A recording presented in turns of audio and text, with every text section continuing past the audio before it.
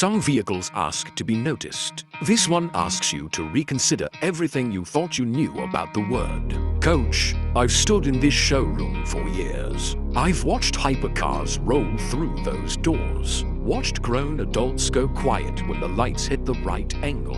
But nothing has stopped conversation in this room the way this concept did the moment it arrived. This is my latest vision, a concept I've been building in my head for a long time, finally standing here in front of me. And now, in front of you, I'm calling it my Ferrari-inspired grand coach concept. Not a production vehicle, not an official announcement, just my imagination, given a body. Tonight, I want to walk you through it the way I'd walk a VIP client through it, slowly, personally, and without holding anything back. Look at that stance first. Low, wide, aggressive. This doesn't look like something built to simply carry passengers. It looks like it's about to launch. The front end carries that unmistakable identity, sharp, sculpted, almost predatory. Every surface along the body has been shaped with intent, catching light instead of just reflecting it. Panoramic glass runs the length of the cabin, so the outside world becomes part of the ride instead of something you watch through a small window. And when the LED lighting activates, that thin, glowing signature tracing the roofline, this thing stops being a coach in your mind. It becomes a statement. Now, everything I'm about to describe is part of my vision for this concept, not confirmed technology from any manufacturer. But imagine stepping in and finding seating designed around personal space. Not just seat count, ambient lighting that shifts with the mood of the journey, climate comfort tuned per zone, entertainment and connectivity built quietly into the cabin, not shouting for attention. Smart controls at your fingertips, storage that disappears until you need it. Step inside with me.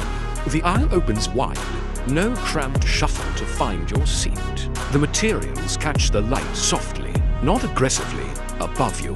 The ceiling design curves in a way that makes the whole cabin feel taller than it is, calmer than a coach interior has any right to feel. Every seam, every finish, every small detail has been considered. This isn't a space you pass through. It's a space you choose to stay in. Picture several hours inside this cabin. Someone in the corner seat has their laptop open, working without a single distraction. Across the aisle, someone else has reclined, eyes closed, half asleep as the scenery rolls by. A conversation drifts quietly a few rows back. Nobody's checking the clock. That's the idea behind this concept. The hours in transit stop feeling like hours lost. They become hours gained. I remember watching someone step in for the first time. They paused at the door, looked down the length of the cabin, and just said, quietly, "This isn't what I expected a coach to feel like." Then they sat down, ran a hand along the seat, and didn't say anything for a while. That reaction, that's the whole point of this concept. This is imagined for the operators who think beyond point A to point B, luxury travel companies, premium tour operators, VIP transport services, corporate travel brands, high-end hospitality groups. For anyone who understands that the vehicle itself can become part of what they're selling. An ordinary coach exists to move people. Nothing wrong with that. It does its job well.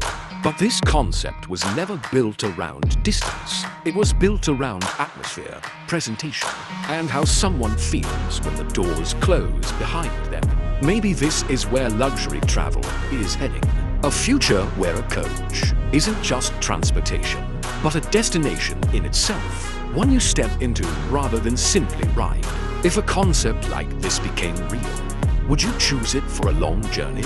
Tell me in the comments. And if you want to keep exploring vehicles like this with me, subscribe. There's more coming.